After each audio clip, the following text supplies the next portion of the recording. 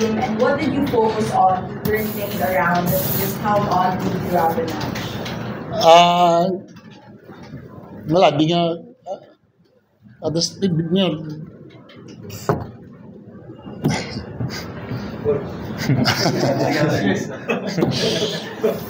the great defensive team.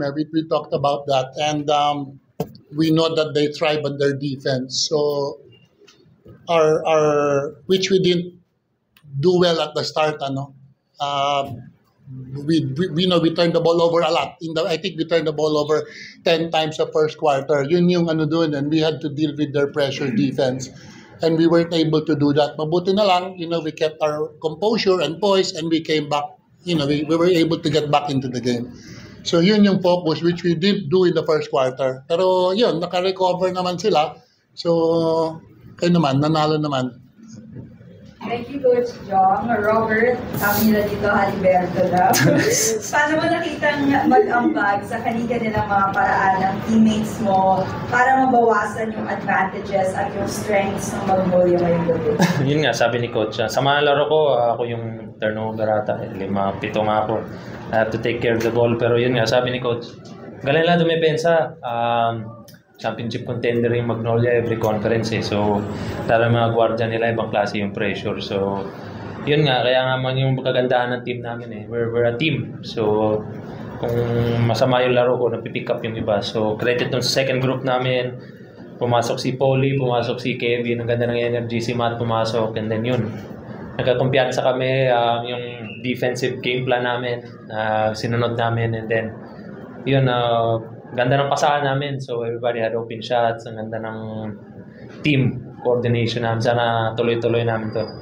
Credit talaga sa teammates ko. Ang ganda ng nilaraw nila lahat. Thank you, Berto. We're now opening the floor to the media. Berto, congrats. Almost 2 years ka na rin sa LXN. It's the first time na twice to beat ka sa quarterfinals. How big for you and for the rest of the team, especially sa mga matagal mo nasama sa Emirates? Yun nga, kami yung kung tinignan namin yung pumasok sa top 8, kami yung madaming rookies, bata, pero kami naman yung hard worker. So, proud ako sa mga teammates ko. Wala akong masabi dyan sa mga yan. Grabe trumabaho yan. Kita mo naman, lumalabas sa laro. So, hindi ko na iniisip yung sarili ko. Gusto ko lang makita sila mag-thrive. And masayang-masaya ako. Nakikita ko silang may gumagawa rin ng pangalan dito sa PBA. And isa ako sa mga nakatulong sa kanila, umangat yung laro nila, which is masaya para sa akin. So, yun yung moving forward sa team. Sana ganito lagi yung nilalaro namin sa team para mag-thrive lahat. And sabi ko nga last time, lumalaki yung sweldo nila.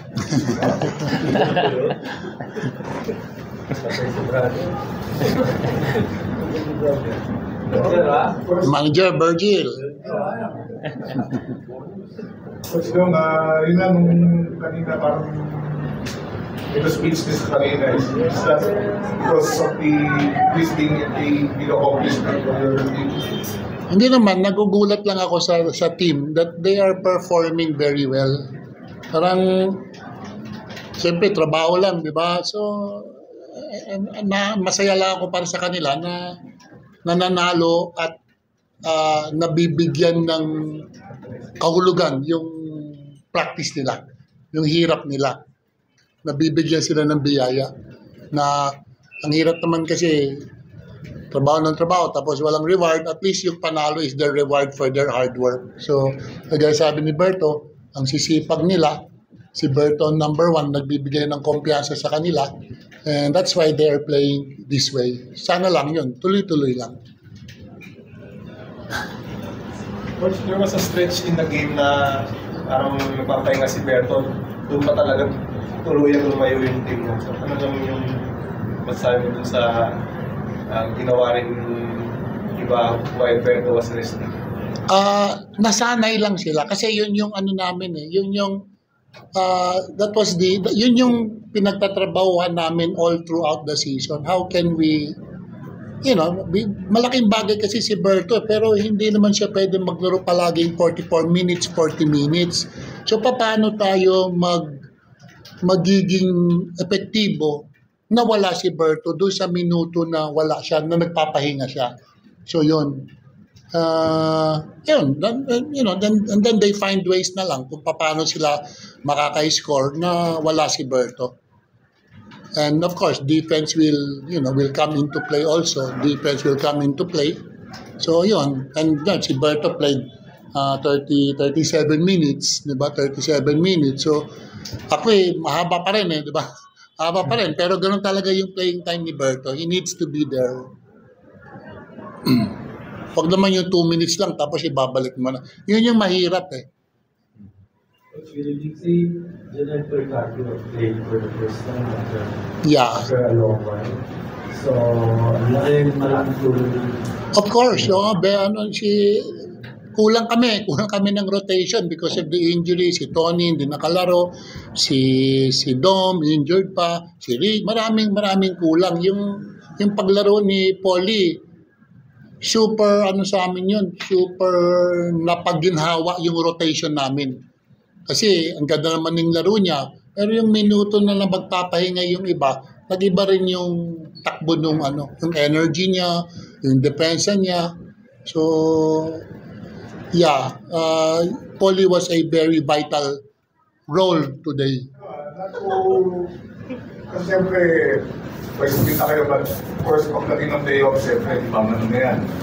Ibang takbo na nung laro. So, how can you make sure na matik advantage kung modus na mayroon kayo come the quarterfinals? Against whoever. Yeah, our goal naman is always to get better every day. Yun yung goal namin tuwing practice, tuwing laro is to get better every day. And so far, we've been doing that, getting better every day. Hindi na namin kontrolado kung sino yung makakalaban namin. Pero yung kontrolado namin, paano kami gagaling araw-araw, as a team, as an individual. Kaya sabi nga ni Berto the last time na yung skill work nila, araw-araw, matyaga, isang oras yun, every time, sa mga assistant coaches na nagtsatsaga sa kanila. Yun, and it's it's paying off naman. Pero syempre, sabi mo nga, iba talaga yung semifinals, iba ng atmosphere yun. Kasi na yun dikdikan na yung ganung klaseng laro So we will see what, if we are ready for a semifinals kung handa kami sa ganung klaseng sitwasyon. Ha? Oo, bakit? Birthday niya bukas. Swerte ko, off tayo, hindi makapag-pizza. Imperto na rin kasi you're on the verge of maging number 1 kayo, another win. So, did you expect this? I'm sure kasi hindi napag-usapan ng fans na number 1 kayo. Ano lang yung na ma-achieve mo yung kung sakali? Wala pa naman, yeah, we went to the quarterfinals, hindi naman yun ang goal namin. Now we are probably, sigurado na ba sa semis? Top 4, so I say top 4. Pero hindi naman yun yung namin Basta kami, laro lang kami, get better every day. If it happens na manalo at makapasok, okay na kami kasi basta ang focus namin is sa team namin Paano kami paulit-ulit, paano kami gagaling talaga. Yun ang proseso nung namin, yung how do you say, our objective. Our objective is to get better every day. If that translates, as I said, to a semi-final, to a final, then wala pa kami doon sa team na pagpasok namin, championship ang namin. Anong tawag niyan is the goal. Everybody's goal is championship. Pero bago ka makarating dito muna tayo, di ba? Ito muna, kasi wala pa tayo doon eh. We're not like San Miguel or Ginebra or the other team that have already won championships. That when they come into a conference, alam nila na yun ang goal nila. Hindi pa kami nandun eh. Dito pa lang nga kami, di ba? So, yeah, slowly. Coach, good evening. Coach, the last time, I think the first time na nag-number 1 yung NLEX, hindi naging maganda yung ending, natalo kayo sa number 18. So, yeah. Kami yun. Sino ba yung number 8 nun? Kami yun, Coach. Northport. Psychologically, may factor ba? Wala naman. Kasi pagdating mo ng semifinals, twice to beat, may pressure talaga eh. Talaga may pressure. Yun ang sinasabi ko. Are we ready for that type of pressure na, you know, it's always make or break. Parang ganun. Yung series na yan. Iba yung series eh. So, handa na ba tayo roon? Kasi bago sa amin sitwasyon to eh. Di ba? Bago sa lahat eh. So, are we ready? And this will be a test kung handa kami.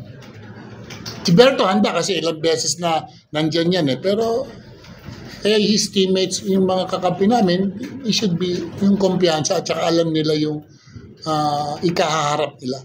Yung haharapin nila sa semis.